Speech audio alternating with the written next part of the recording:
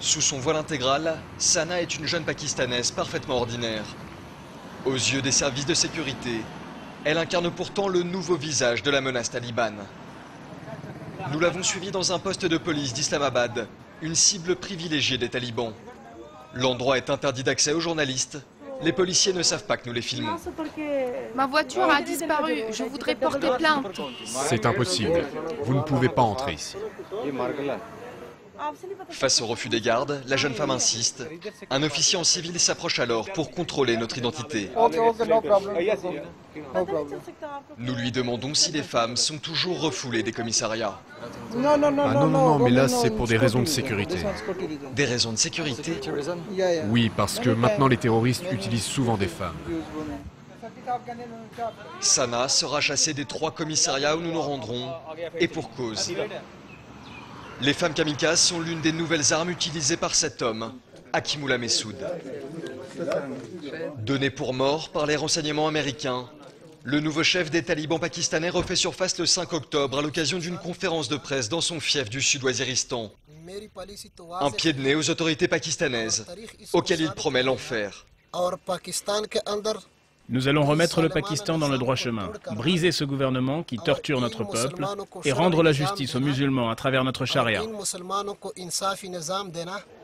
Dès lors, les talibans se lancent dans une vague d'attentats toujours plus élaborés, toujours plus meurtriers. Le 5 octobre, un kamikaze portant l'uniforme de l'armée se fait exploser dans un bâtiment ultra sécurisé de l'ONU en plein cœur d'Islamabad. 5 jours plus tard, même tactique.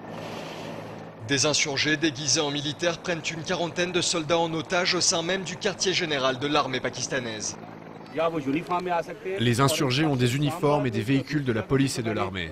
Il faut contrôler l'identité de tous les personnels de sécurité. Le 15 octobre, cette attaque ébranle le pays en seulement quelques heures, dont 3 parfaitement coordonnées contre la police de Lahore. Un mode d'action inédit et des combattants d'un nouveau genre.